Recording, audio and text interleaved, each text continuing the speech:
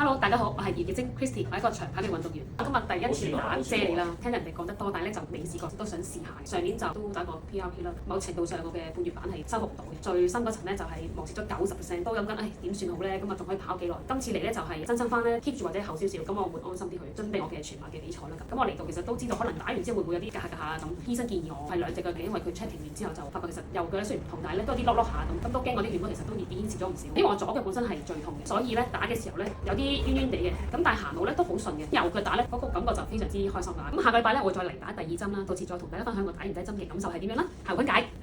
Hello， 大家好，今日咧係我第二次咧嚟打呢個頭側酸啫喱。咁我頭嗰日咧就忍腳就冇跑嘅，咁我到第3、4日咧就慢慢試下急步行啊，或者慢跑，大約可能最多30分鐘咁。咁起初咧都會仲有少少繃緊嘅。咁啊最好個效果咧就真係隔咗1星期之後跑咧就會順好多啦。咁今次咧第二次嚟再打嘅時候咧就感覺好似冇酸酸痛痛啊、冤冤地啊咁樣嘅。咁而家就好似比較易適應到，咁亦都好期待嚟緊打完之後再復跑嘅情況。